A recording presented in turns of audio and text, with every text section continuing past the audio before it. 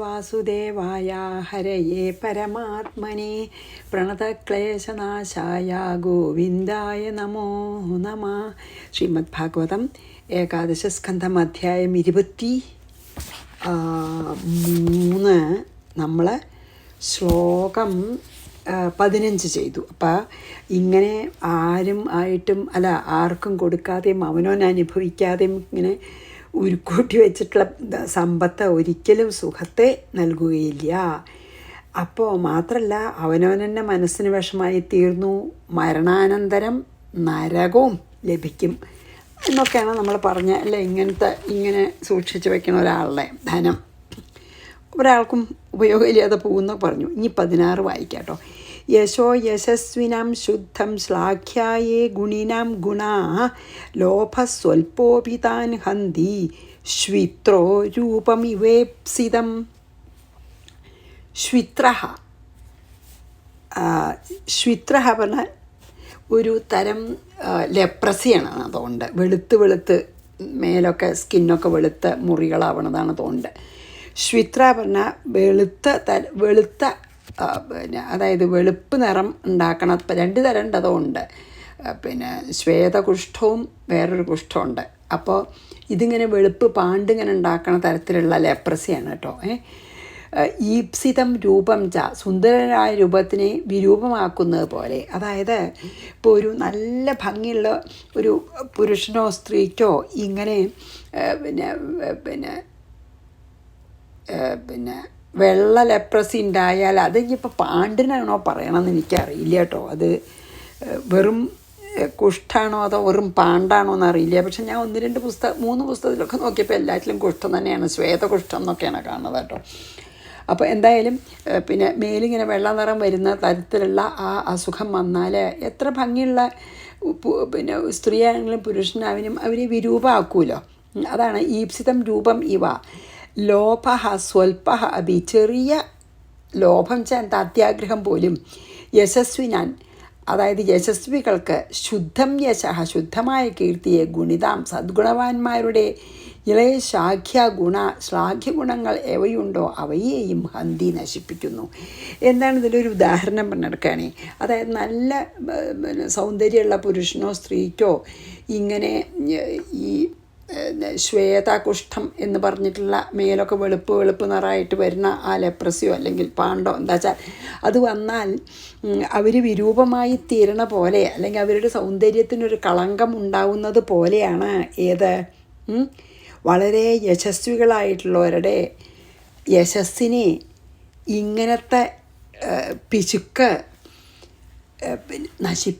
അവരുടെ യശസ്സിനെ തന്നെ നശിപ്പിച്ച് കളയാൻ കൊണ്ണം ചീത്തൊരു ഗുണമാണ് ഇങ്ങനത്തെ പിശുക്കെന്ന്. ആർക്കും കൊടുക്കുകയും ചെയ്യില്ല, അവനും അനുഭവിക്കുക. ഇത് ഇങ്ങനെ ഉണ്ടാക്കണ പണമൊക്കെ ശരിക്കും പറയാച്ചാൽ എത്ര യശസ്വികൾക്കും അവരുടെ യശസ്സിനെ നശിപ്പിക്കുന്ന ഒരു സ്വഭാവമാണത്. ഏതുപോലെ നല്ല ഭംഗിയുള്ള പുരുഷനിങ്ങനെ മേല് മുഴുവൻ പാണ്ട് പോലെയോ അല്ലെങ്കിൽ അതുകൊണ്ട് അങ്ങനത്തെ ദണ്ണം വല്ലതും വന്നിട്ട് വെള്ള നിറം ആവണ പോലെ അതൊരു കളങ്കായിത്തീരില്ല. അതുപോലെ ഒരു യശസ്വിയുടെ യശസ്സിനൊരു കളങ്കമായിത്തീരുന്നു ഇങ്ങനത്തെ സ്വഭാവം. യശോ യശസ്വിനാം, അതായത് ഇങ്ങനത്തെ ആർക്കും കൊടുക്കൂല, അവനും അനുഭവിക്കില്ല, അങ്ങനത്തെ തിരക്കുള്ള അതിയായിട്ടുള്ള പിശുക്ക് സ്വാർത്ഥമൊക്കെ. യശോ യശസ്വിനാം ശുദ്ധം ശ്ലാഘ്യായേ ഗുണിനാം ഗുണാ ലോഭസ്വൽപ്പോപി താൻ ഹന്തി ശ്വിത്രോ രൂപമിവേപ്സിതം. അർത്ഥസ്യ സാധനേ സിദ്ധ ഉത്കർഷേ രക്ഷണേ വ്യയേ നാശോപഭോഗ ആയാസസ്ത്രാ സഞ്ചിന്ത ഭ്രമോ നൃണാം. ഇപ്പോൾ 17 എന്താ? നൃണാം, മനുഷ്യർക്ക് അർത്ഥസ്യ സാധനേ, പണം സമ്പാദിക്കുന്നതിലും, സിദ്ധേ ഉത്കർഷേ, അത് കഴിഞ്ഞിട്ട് ആ സമ്പാദിച്ച ധനത്തിനെ വർദ്ധിപ്പിക്കുന്നതിലും, രക്ഷണേ, അതിനെ രക്ഷിക്കുന്നതിലും, അതിനെ പോവാണ്ട് സൂക്ഷിക്കാൻ ആയാസ, ഭയങ്കര എഫർട്ട് വേണ്ട, ത്രാസഹ, ഭയവും അത് നഷ്ടപ്പെട്ടു പോകുന്നുള്ള ഭയവും, ചിന്ത, അതിനെപ്പറ്റി ശുഷ്കാന്തിയും, വ്യയെ, ചെലവ് ചെയ്യുന്നതിലും, നാശോപഭോഗെ, നശിപ്പിക്കുന്നതിലും അനുഭവിക്കുന്നതിലും ഭ്രമവും ഉണ്ടാകും. ചെലവ് ചെയ്യാനും വയ്യ, അനുഭവിക്കാനും വയ്യ, മാത്രമല്ല ഈ കയ്യിൽ അങ്ങനെയൊക്കെ ബുദ്ധിമുട്ടി സമ്പാദിച്ച പണം വർദ്ധിപ്പിക്കണമെന്ന മോഹം ഭയങ്കരമായിട്ട്, അപ്പോൾ അതിനു വേണ്ടി ശ്രമിക്കുക, അതിന് നഷ്ടപ്പെടരുതെന്നുള്ള ഒരു ശുഷ്കാന്തി. അത് കഴിഞ്ഞാലോ പിന്നെ അതിനൊക്കെ വേണ്ടി വിഷമം അനുഭവിക്കണം. പിന്നെ ഭയം, അത് നഷ്ടപ്പെട്ടാലോ എന്ന് അതിനെ പറ്റിയിട്ടുള്ള വിചാരം. ഇങ്ങനെ ചിലവ് ചെയ്യാൻ വയ്ക്കുമോ അതിന് മനസ്സുമില്ല. അതായത് അതിനെ ചെലവ് ചെയ്യണേനും അതൊന്ന് അനുഭവിക്കണേനും ഒന്നും ഒരു സുഖമില്ലാതെ അങ്ങനെ ഭ്രമിച്ച് വശാവണമെന്ന് പറയുകയാണ് ഇതിൽ. അതാണ് പറയണത്. അതായത് ഇങ്ങനെ ധനം സമ്പാദിച്ചിട്ട് അത് വർദ്ധിപ്പിക്കുന്ന കാര്യത്തിലും അത് പോവാതെ സൂക്ഷിക്കുന്ന കാര്യത്തിലും ഒക്കെ ഒരുപാട് കഷ്ടപ്പെട്ടിട്ട് ഇനി അഥവാ അങ്ങനെയൊക്കെ ഉണ്ടെങ്കിൽ തന്നെ അത് ചിലവാക്കാനും മനസ്സില്ല. അങ്ങനെയൊക്കെ രക്ഷിച്ച് വെച്ചു, കുറേ വർദ്ധിപ്പിച്ചു എന്ന് വെച്ചോളൂ. ഈ ഇതിലൊക്കെ ഇട്ടിട്ട് എന്താ പറയുക, സ്റ്റോക്കിലൊക്കെ ഇട്ട് കുറേ വർദ്ധിച്ചു. പക്ഷെ എന്താ കാര്യം, അത് ഉപയോഗിക്കില്ല, ചിലവാക്കില്ല. പിന്നെ കാര്യമില്ല, അതൊരു ശല്യമായിട്ട് തീരതേ. അങ്ങനെ അവസാനം നാശത്തിൽ അങ്ങനെ ഭ്രമിച്ചിട്ട് ആ അനാവശ്യമായിട്ടുള്ള ഭ്രമം കൊണ്ട് അത് ആർക്കും ഉപകാരമില്ലാതെ തീരുന്നു എന്ന്. അതായത് അത് ഉണ്ടെങ്കിൽ പോലും അതിനു വേണ്ടി ശ്രമിച്ചിട്ട് അത് കിട്ടിയാൽ പോലും അതുകൊണ്ടുള്ള സുഖം മനസ്സിലും അനുഭവിക്കുന്നില്ല, എന്തെങ്കിലും ചിലവാക്കി ദേഹത്തിനും അനുഭവിക്കുന്നില്ല. അതാണ് വല്ലാത്ത കഷ്ടമാണ് അങ്ങനെയുള്ള ഒരു സ്വഭാവമുള്ള ആൾക്കാരുടെ കഥ എന്ന്. അർത്ഥസ്യ സാധനീയ സിദ്ധ, നമ്മൾ മരിച്ചു പോകുമ്പോൾ കൊണ്ടുപോകില്ലല്ലോ ഒന്നും. അർത്ഥസ്യ സാധനീയ സിദ്ധ ഉത്കർഷേ രക്ഷണേ വ്യയേ നാശോപഭോഗ ആയാസസ്ത്ര സഞ്ചിന്ത ഭ്രമോ നൃണാം. അങ്ങനെ ഭ്രമിക്കണം, അത്രയ്ക്ക് ആഗ്രഹം അങ്ങനെ ഉണ്ടാകുമ്പോൾ അതൊന്നും ശരിക്കും അതിൻ്റെ സുഖം ആസ്വദിക്കാൻ പറ്റില്ല. പിന്നെ ഈ നഷ്ടപ്പെടും എന്നുള്ള ഭയമുണ്ട് അതിൻ്റെ കൂടെ. അപ്പോൾ രാവും പകലും സ്വൈരമില്ല. ഇനി 18, 19 നമുക്ക് ഒന്നിച്ച് ചെയ്യാം. സ്നേഹം ഹിംസാനിതം ദംഭ കാമക്രോധസ്മയോ മദഃ ഭേദോ വൈരമവിശ്വാസ സംസ്പർദ്ധാവ്യസനാനി ച ഏതേ പഞ്ചദശാനർത്ഥ ഹ്യർത്ഥമൂലാ മത നൃണാം തസ്മാദനർത്ഥമർത്ഥാഖ്യം ശ്രേയോർത്ഥി ദൂരതസ്ത്യജേത്. എന്താ പറയണത്, സ്ഥേയം, അതായത് കളവ്. സ്ഥേയം വെച്ചാൽ കളവാണ്. അതായത് ഇപ്പോൾ ഈ ധനം കളവായിട്ട് സമ്പാദിക്കുക, ഹിംസ, ബാക്കിയുള്ളവരെ ഉപദ്രവിക്കുക, ഹിംസിക്കുക, അനൃതം, അസത്യം പറയുക, അതായത് സത്യമല്ലാത്തത് പറയുക, ദംഭ, പിന്നെയോ ദംഭ വെച്ചാൽ ചതിക്കാനുള്ള ഒരു ഇത്. ദംഭ പറഞ്ഞാൽ അഹങ്കാരം എന്നുമുണ്ട്, മറ്റുള്ളവരെ ചതിക്കാനുള്ള ഒരു തരത്തിലുള്ള പെരുമാറ്റങ്ങൾ. കാമ, അതായത് ബാക്കിയുള്ളവരുടെ സ്വത്തിനെ ആഗ്രഹിക്കുക, അതാണപ്പോൾ ഇവിടെ കാമം. ക്രോധ, അതൊന്നും വേണ്ടത്ര ബാക്കിയുള്ളവരെ പോലെ എനിക്കും ഇല്ല എന്ന് തോന്നിയാൽ ദേഷ്യം. സൂയ, അതായത് സ്മയ, താൻ വലിയ കേമനാണെന്നുള്ള വിചാരം ധനം ലഭിക്കുമ്പോൾ. മത, അഹങ്കാരവും അവിവേകവും. ഭേദ, താൻ വേറെ അന്യൻ വേറെ എന്നുള്ള ആ ഭേദഭാവന ഭയങ്കരമായിട്ട് കൂടും. കാരണം തന്നെയൊക്കെ താഴെയാണ് എല്ലാവരും അങ്ങനെ. വൈരം, എല്ലാവരോടും ശത്രുത. അവിശ്വാസം, വിശ്വാസല്യായ. പിന്നെയോ സംസ്പർദ്ധ, അതും അസൂയ തന്നെയാണ്, സ്പർദ്ധ. വ്യസനാനീച്ച, അതായത് സ്ത്രീകളുടെ അടുത്ത് പോവുക, ധാരാളം പൈസ ഉണ്ടല്ലോ, അപ്പോൾ ഇങ്ങനെ ഇല്ലീഗൽ റിലേഷൻഷിപ്പൊക്കെ ഉണ്ടാവുക, പിന്നെ എന്താണ് ചൂത് കളിക്കുക, കള്ള് കുടിക്കുക, അതൊക്കെയാണ് വ്യസനാനി പറഞ്ഞത്. അതായത് ഇങ്ങനത്തെ അരുതാത്ത കാര്യങ്ങളൊക്കെ, കള്ള് കുടിക്കുക, ചൂത് കളിക്കുക, പിന്നെ സ്ത്രീ സംഘം, അങ്ങനത്തെ ഒക്കെ. ഏതേ പഞ്ചദശ, ആകെ ഈ 15 കാര്യം ഇപ്പോൾ പറഞ്ഞു. നൃണ, മനുഷ്യർക്ക് അർത്ഥമൂല ധനം കൊണ്ടാണ് ഉണ്ടാവുന്നത്. അതായത് പ്രത്യേകിച്ച് അവിഹിത മാർഗത്തിൽ കൂടെയൊക്കെ ഉണ്ടാക്കണ ധനം, അല്ലെങ്കിൽ വല്ലവരെയും ഹിംസിച്ചൊക്കെ ഉണ്ടാക്കുമ്പോൾ അവരുടെ മനസ്സ് ചീത്തയും ഇങ്ങനെയുള്ള കാര്യങ്ങളൊക്കെ ഉപയോഗിക്കുക. ഇതൊക്കെ അതിയായിട്ടുള്ള സമ്പത്ത് ഉണ്ടാകുമ്പോഴാണ് പറ്റണത്. അനർത്ഥാഹ മന, നരകത്തിന് കാരണമായിട്ടുള്ള അനർത്ഥങ്ങൾ എന്ന് കരുതപ്പെടുന്നു. തസ്മാത്, അതുകൊണ്ട് അനർത്ഥം, ഈ നരകം തന്നെ നൽകുന്ന അല്ലെങ്കിൽ അനർത്ഥത്തിന് കാരണമായ അർത്ഥാഖ്യം, ഈ ധനത്തെ, ഇവിടെ അർത്ഥം ധനത്തിനെ, ധനം എന്ന് പേരുള്ള ശ്രേയോർത്ഥി ശ്രേയസ്സിനെ ആഗ്രഹിക്കുന്നവൻ ദൂരത ത്യജേത് ശ്രേയസ്സിനെ ആഗ്രഹിക്കുന്ന ആൾ ഇങ്ങനെ പണം പണം പണം പറഞ്ഞ് ചാവരുത് എന്നാണ് ഇതിൽ പറഞ്ഞത്. എന്താ അറിയോ, ഈ സമ്പത്ത് പിന്നെ എന്താണ് ഇപ്പം നമ്മളെ കഴിഞ്ഞതിൽ പറഞ്ഞുല്ലോ, അതായത് ഈ പിന്നെ എന്താണ് ഈ ഇങ്ങനത്തെ പിന്നെ അതായത് സൗന്ദര്യം ഒരു കുഷ്ഠം കൊണ്ട് ഇല്ലാതെ ആവണ പോലെ ഒരാളുടെ യശസ് ഇങ്ങനത്തെ പിന്നെ ദുഷ്ഗുണങ്ങൾ കാരണം ഇല്ലാതെയാവുമെന്ന് പറഞ്ഞില്ലേ. പിന്നെ എന്താ പറഞ്ഞ ഈ രണ്ടെണ്ണത്തിൽ വെച്ചാൽ സമ്പത്ത് അതല്ലെങ്കിൽ ധനം നേടുന്ന സമയത്തും നേടിക്കഴിഞ്ഞാലും അതിൻ്റെ വളർച്ച, അത് സൂക്ഷിക്കുക, അത് നഷ്ടപ്പെടുമെന്നുള്ള ഭയം, ചിന്ത, അതിനെപ്പറ്റി ഭ്രമിക്കുക, ഇതൊക്കെ ഒരാളുടെ മനസ്സിൽ എപ്പോഴും ഉണ്ട്. അതുപോലെ തന്നെയാണ് വല്ലവരും കട്ടെടുത്താലോ എന്ന് പേടി, അല്ലെ പറ്റിച്ചാലോ ഭയം, ബാക്കിയുള്ളവരെ ഉപദ്രവിച്ചിട്ടൊക്കെ പൈസ ഉണ്ടാക്കാൻ നോക്കുക, നുണ പറയുക അല്ലെങ്കിൽ അസത്യം പറയുക, അഹങ്കാരം, കാമം, ക്രോധം, അഭിമാനം, മതം, അതും അഹങ്കാരം തന്നെ, ഭേദഭാവന, ആരെയും വിശ്വാസമില്ലായ, സ്പർദ്ധ, ഇങ്ങനെയുള്ള എല്ലാ, പിന്നെ പറഞ്ഞില്ലേ സ്ത്രീകളെടുത്ത് പോവുക, ചൂത് കളി, കൊല്ലുടി, ഇങ്ങനെയുള്ള പല വ്യസനങ്ങളും ഈ പിന്നെ എന്താണ് ഈ പറഞ്ഞ എല്ലാം ഈ പിന്നെ സമ്പത്ത് അധികമാകുമ്പോൾ ഉണ്ടാവാൻ സാധ്യത ഉണ്ട്. അതുകൊണ്ട് ശ്രേയസ് ആഗ്രഹിക്കുന്ന ഒരാൾ ഈ അതായത് അർത്ഥമെന്ന അനർത്ഥത്തെ ഉപേക്ഷിക്കണം എന്നാണ് പറയുന്നത്. ശ്രേയസ് വേണമെന്നുള്ള ആളെ ജീവിക്കാൻ വേണം എന്നൊക്കെ വിചാരിക്കാവൂ, അല്ലാണ്ട് അങ്ങനെ എത്ര കിട്ടിയാലും പോരാ അങ്ങനെയുള്ള ആഗ്രഹം ഉണ്ടെങ്കിൽ അവർ നശിക്കും. അതുകൊണ്ട് എന്താണ് ഭഗവാൻ പറയണത്, ശ്രേയസ് വേണമെന്ന് ആഗ്രഹിക്കുന്നവർ അർത്ഥമെന്ന അനർത്ഥത്തെ ഉപേക്ഷിക്കണം എന്നാണ് പറയണത്. അതാണ് പറഞ്ഞത്. ആർക്കാണ് ശ്രേയസ് വേണ്ടത് എന്നാൽ അവർ അർത്ഥം പേരുള്ള അനർത്ഥത്തിന് ശരിക്ക് ഒരുപാട് അതിൻ്റെ പിന്നാലെ പോവരുത്. കാരണം എന്താ, ഈ പറഞ്ഞ എല്ലാ വിഷമങ്ങളും ഉണ്ടാവുകയെ.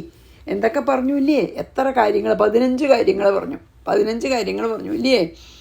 കളവ്, അന്യനെ ഉപദ്രവിക്കുക, അസത്യം പറയുക, ചതിക്കാൻ വേഷം കെട്ടുക, പിന്നെ കാമം, ക്രോധം, അസൂയ, മതം, ഭേദഭാവന, വൈരം, വിശ്വാസമില്ലായ്മ, സ്പർദ്ധ, പിന്നെ സ്ത്രീദൂത, കള്ള, അല്ലെ ചൂത് കളിക്കുക, കള്ള, ഇങ്ങനെ ഈ 15 കാര്യങ്ങൾ മനുഷ്യന്മാർക്ക് ധനം കൊണ്ടാണ് ഉണ്ടാവുന്നത്. അതുകൊണ്ട് ശ്രേയസ് ആഗ്രഹിക്കുന്നവർ ജീവിക്കാൻ വേണമെന്നല്ലാതെ എല്ലാവരെയും പറ്റിച്ചും ഹിംസിച്ചും ഒക്കെ പൈസ ഉണ്ടാക്കണം എന്ന് ഒരിക്കലും വിചാരിക്കരുത്. അത് അനർത്ഥകരാണ് എന്നാണ് ഭഗവാൻ പറഞ്ഞത് ഈ 2 ശ്ലോകത്തിൽ കേട്ടോ. സ്ഥേയം ഹിംസാനൃതം ദംഭ കാമക്രോധസ്മയോ മദഃ ഭേദോ വൈരം അവിശ്വാസ സംസ്പർദ്ധാവ്യസനാനിജ. വ്യസനം എന്ന് പറഞ്ഞാൽ ഈ ഇങ്ങനത്തെ വിഷമങ്ങളൊക്കെ. ഏതേ പഞ്ചദശാനർത്ഥ ഹ്യർത്ഥമൂലാ മത നൃണാം തസ്മാത് അനർത്ഥമർത്ഥാഖ്യം. അനർത്ഥകരമായ അർത്ഥത്തിന് ഉപേക്ഷിക്കുമെന്ന്. ശ്രേയോർത്ഥി ശ്രേയസ് ആഗ്രഹിക്കുന്ന ആളെ ദൂരെ ത്യജിച്ചോളൂ എന്നാണ് ഭഗവാൻ പറഞ്ഞത്. 20 ഭിദ്യന്തേ ഭ്രാതരോദാരാഃ പിതരസുഹൃദസ്തഥാ ഏകാഃ സ്നിഗ്ധാഃ കാകിനിനാ സദ്യ സർവേരയകൃതാഃ. ഏകാ സ്നിഗ്ധാഃ ഒരേ പ്രായത്തിലുള്ള സുഹൃത്തുക്കളും, ഭ്രാതര ജ്യേഷ്ഠാനുജന്മാരും, ദാര ഭാര്യയും, പിതര മാതാപിതാക്കന്മാരും, തഥ അതുപോലെ സുഹൃത്തുക്കളും, സർവേ എല്ലാവരും തന്നെ, കാകിണിന ധനം കാരണം, അരയഃ കൃത ശത്രുക്കളായി ഭവിച്ച്, സദ്യ ഉടൻ തന്നെ, ഭിദ്യന്തേ അകറ്റപ്പെടുന്നു എന്ന്. എത്ര ശരിയാണ്, നമ്മൾ കാണുന്നുണ്ടല്ലോ എപ്പോഴും അതൊക്കെ നമ്മുടെ മുമ്പിൽ ജീവിതത്തിൽ തന്നെ കാണാലോ. ഈ ധനത്തിൻ്റെ കാര്യം വെച്ചിട്ടാണ് തമ്മിത്തല്ല് മുഴുവൻ കുടുംബാംഗങ്ങൾ തമ്മിലൊക്കെ.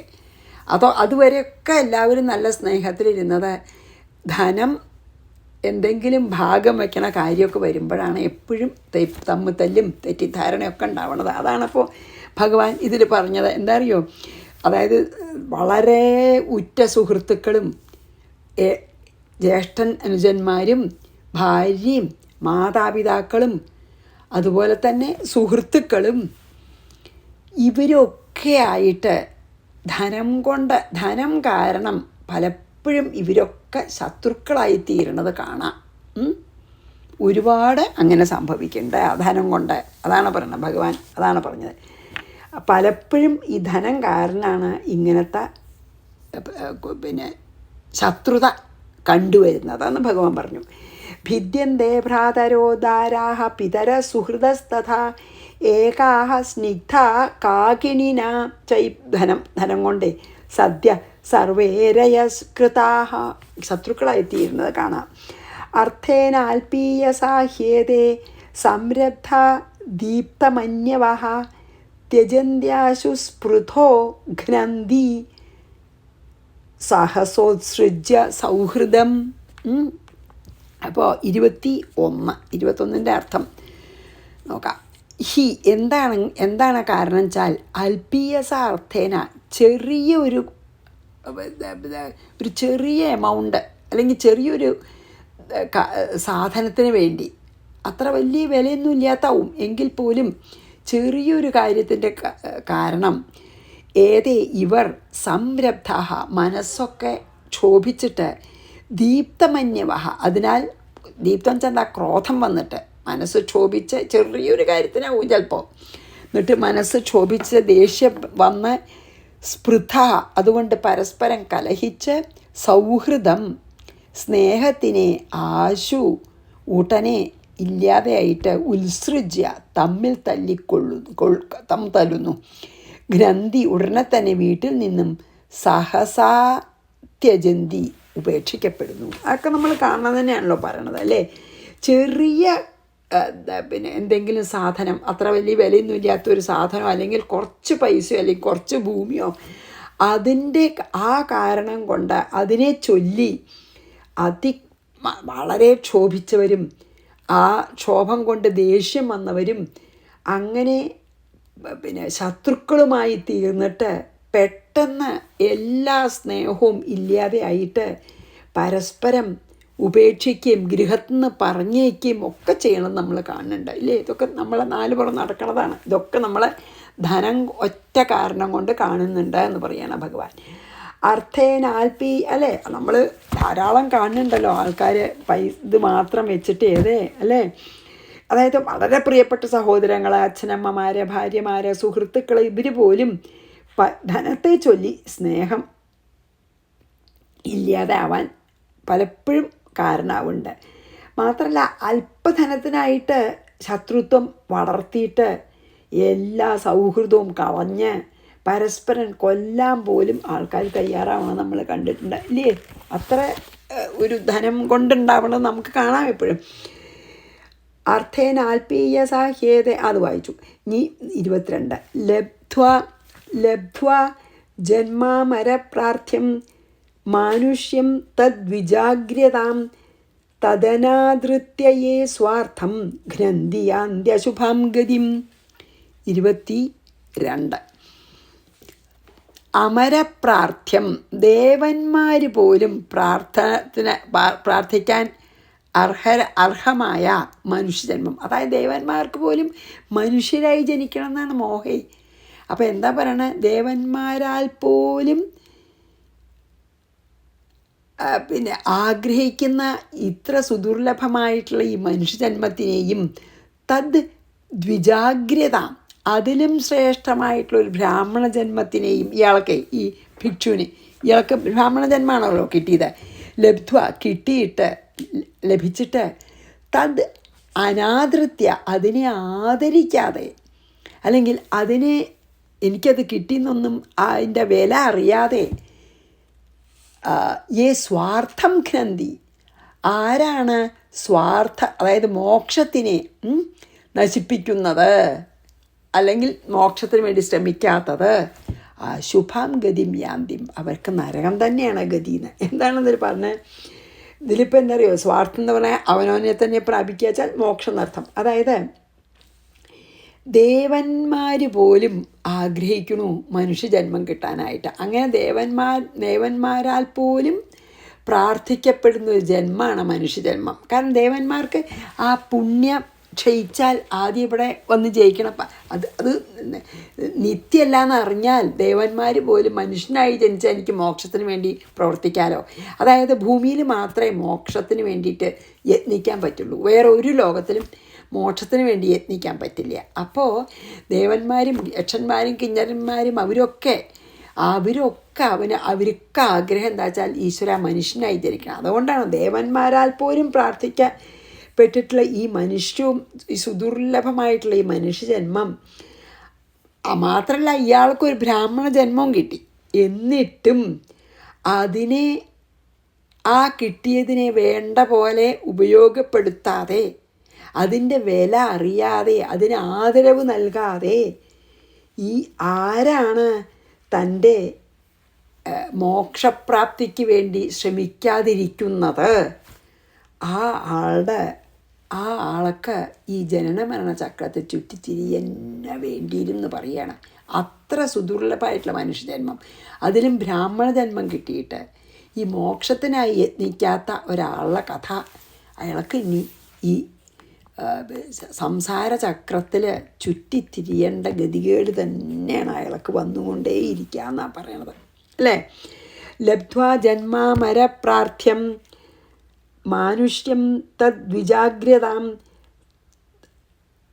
തദനാദൃത്യ, അതിനെ ആദരിക്കാതെ, സ്വാർത്ഥം ചൽ മോക്ഷത്തിനായിട്ട് ഗ്രന്ഥി പ്രവർത്തിക്കാതെ, യാന്ത്യ അശുഭാം ഗതിം അശുഭഗതിയെ പ്രാപിക്കുന്നു വെച്ചാൽ മോക്ഷം കിട്ടാതെ ഇങ്ങനെ ജനനമരണ ചക്രത്തിൽ തിരിയേണ്ടി വരുന്നു അവർക്ക്. 23 സ്വർഗാപവർഗയോർദ്വാരം പ്രാപ്യ ലോകമിമം പുമാൻ ദ്രവിണേ കോനുഷജ്ജേത മർത്യോനർത്ഥസ്യ ധാമനി. എന്താണ് 23 പറഞ്ഞാൽ സ്വർഗാപവർഗയോഹോ, സ്വർഗത്തിനും മോക്ഷത്തിനും ദ്വാരം വഴിയായ ഇമം ലോകം പ്രാപ്യ, ഈ ലോകം പ്രാപിച്ച് ഇവിടെ ഇരുന്നിട്ട് സ്വർഗം നല്ല കർമ്മങ്ങളൊക്കെ ചെയ്താൽ സ്വർഗവും കിട്ടും. മോക്ഷത്തിന് വേണ്ടിയിട്ട്, അതായത് സകാമല്ലാതെ നിഷ്കാമമായിട്ടുള്ള എല്ലാം ഈശ്വരാർപ്പണമായിട്ട് ചെയ്താൽ മോക്ഷവും കിട്ടും, അല്ലെങ്കിൽ സകാമമായിട്ട് ചെയ്ത് സ്വർഗവും കിട്ടും. രണ്ടും കിട്ടും ഈ മനുഷ്യജന്മത്തിലെ. സ്വർഗാപവർഗയോഹ, സ്വർഗത്തിനും മോക്ഷത്തിനും ദ്വാരം വഴിയായ ഇമം ലോകം പ്രാപ്യ, ഈ മനുഷ്യ ലോകം പ്രാപിച്ച് മർത്യഹ, അതായത് മർത്യനായി ജനിച്ചിട്ട് കപ്പുമാൻ, ഏതു പുരുഷനാണ് അനർത്ഥസ്യ ധാമനി, അനർത്ഥത്തിന് കാരണമായ ദ്രവിണെ ധനത്തിൽ അനുഷജ്ജേത, ആഗ്രഹമുള്ളവനായി ഭവിക്കുക. വിവേകമില്ലാത്തവൻ തന്നെ അങ്ങനെ ചെയ്യുള്ളൂ പറയാണ്. അതായത് വേണമെങ്കിൽ സ്വർഗം ലഭിക്കാം, മനുഷ്യജന്മം എടുത്താൽ നല്ല കർമ്മങ്ങളൊക്കെ ചെയ്ത് സകാമായിട്ട്, അതായത് ആഗ്രഹത്തോട് ഫലാപേക്ഷയോടു കൂടി നല്ല കർമ്മങ്ങൾ ചെയ്താൽ സ്വർഗം കിട്ടും. ഇനി അല്ല ഫലാപേക്ഷയോടു കൂടി അല്ലാതെ നിഷ്കാമമായിട്ട് ഈശ്വരാർപ്പണമായിട്ട് കർമ്മം ചെയ്ത് ജീവിതം അയച്ചാൽ മോക്ഷം കിട്ടും. രണ്ടിനും ഈ മനുഷ്യജന്മം വളരെയധികം ഉപയോഗിക്കാവുന്നതാണ്. അങ്ങനെയുള്ളൊരു മനുഷ്യ ശരീരം ലഭിച്ചിട്ടും, അതായത് ഒരു മർത്യനായി ജനിച്ചിട്ടും, മർത്യൻ വെച്ചാൽ എന്താ, മരണമുള്ള ആൾ എന്നാണ് കേട്ടോ അർത്ഥം. അങ്ങനെ മർത്യനായി ജനിച്ചിട്ട് ഏത് മനുഷ്യനാണ് എല്ലാ ആപത്തുകളുടെയും ദുഃഖങ്ങളുടെയും ഉറവിടമായ ധനത്തെ ആഗ്രഹിക്കുക എന്ന്. ഇങ്ങനെ നല്ലൊരു മനുഷ്യജന്മം കിട്ടിയിട്ടും ഈ ആപത്തുകളുടെ മുഴുവൻ ഒരു റിസർവോയറായിട്ടുള്ള ധനത്തിനെ ആരാണ് ആഗ്രഹിക്കുക? ആരാണ് ധനത്തിൻ്റെ പിന്നാലെ പോവുക?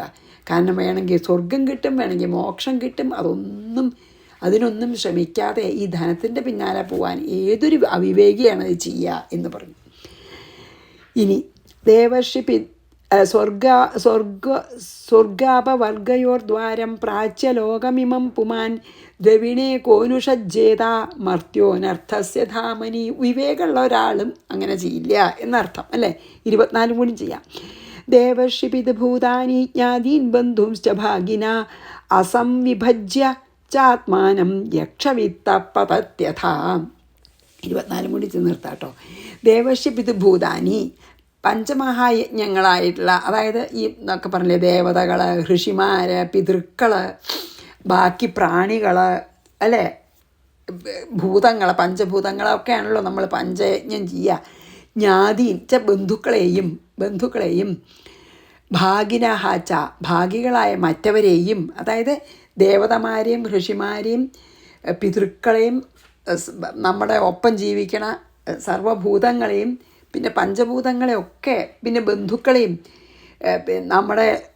നമ്മളായിട്ട് പിന്നെ അസോസിയേഷനുള്ള ബാക്കിയുള്ളവരെയും അവനവനെ തന്നെയും ആത്മാനം അവനവനെ തന്നെയും അസംവിഭജ്യ പിന്നെ അവർക്കുമൊക്കെ വേണ്ടത് നമ്മുടെ കഴിവ് പോലെ നൽകാതെ, അതായത് പിതൃക്കൾക്കാണെങ്കിലും ശ്രാദ്ധോട്ടില്ല, പറഞ്ഞില്ല, ഇയാൾ അങ്ങനെയായിരുന്നു പറഞ്ഞുവല്ലോ, ആർക്ക് വേണ്ടി ഒന്നും ചെയ്തിരുന്നില്ല, ദേവന്മാരെ പ്രാർത്ഥിക്കില്ല, ഋഷിമാർക്ക് വേണ്ടി സ്വാധ്യായം ചെയ്യില്ല, അല്ലേ, പിന്നെ സഹജീവികൾക്ക് വേണ്ടി ഒന്നും ചെയ്യില്ല, അങ്ങനെയുള്ള ഒരാളായിരുന്നു പറഞ്ഞുവല്ലോ. അപ്പോൾ അങ്ങനെ അവർക്ക് ആർക്കും ബന്ധുക്കൾക്കും ഇല്ല, ബാക്കിയുള്ള നമ്മളായിട്ട് കണക്ഷൻ വരണ ആർക്ക് വേണ്ടി ഒന്നും ചെയ്യില്ല, അവനവന് വേണ്ടി അസംവിഭജ്യ അന്നമടക്കം ഭക്ഷണമടക്കം അവനവന് പോലും തൃപ്തി വരാൻ തക്കോണം കഴിക്കാതെ യക്ഷവിത്ത ഒരു ഭൂതത്തിനെ പോലെ, ഭൂതം നിധി കാക്കുന്ന ഭൂതത്തിനെ പോലെ എന്നാണ്. അപ്പോൾ യക്ഷവിത്ത എന്ന് പറഞ്ഞാൽ നിധി കാക്കുന്ന ഒരു ഭൂതത്തെ പോലെ അധപ്പതതി നരകത്തിൽ വീഴുന്നു എന്ന് പറഞ്ഞ് നമുക്ക് നിർത്താം. അതായത് അങ്ങനെ ആർക്കും കൊടുക്കാതെ ധനം എന്ന് പറഞ്ഞിരുന്ന ആൾക്ക് എന്നും നാശം തന്നെയാണെന്നാണ് പറഞ്ഞത്, അല്ലേ. അതായത് ദേവന്മാർ, ഋഷിമാർ, പിതൃക്കൾ, ഭൂതങ്ങൾ, ബന്ധുക്കൾ, പിന്നെ എന്താ പറയുക, ഭാര്യ, മക്കൾ, ഇവർക്കൊന്നും കൊടുക്കാതെ, ഒന്നും പിന്നെ ആർക്കും നൽകാതെ, അവനവൻ തന്നെ വേണ്ടത് അനുഭവിക്കാതെ ധനം സമ്പാദിച്ചു കൂട്ടുന്ന ആൾക്ക് അധപ്പതനം തന്നെയാണ്, അല്ലാതെ വേറെ ഒന്നും ഇല്ല. അവർ നാശഗർത്തത്തിലേക്ക് വീണു പോകുന്നു എന്നാണ് പറഞ്ഞത് 24. അപ്പോൾ നമുക്ക് ഇന്നിവിടെ നിർത്താം. ഇനി എന്താണ് അവസാനം ഈ ഭിക്ഷുഗീത പറഞ്ഞാൽ ഭിക്ഷുവിന് വൈരാഗ്യം വന്നിട്ട് പറയണതാണ്. അത് വളരെ ഫേമസാണ്. ഇപ്പം നമ്മൾ നിർത്താം. ശ്രീകൃഷ്ണാർപ്പണമസ്തു. സർവത്ര ഗോവിന്ദ നാമ സങ്കീർത്തനം. ഗോവിന്ദ ഗോവിന്ദ. ഗുരുവായൂരപ്പ ശരണം. സമസ്താപരാധം ക്ഷമസ്വമേ.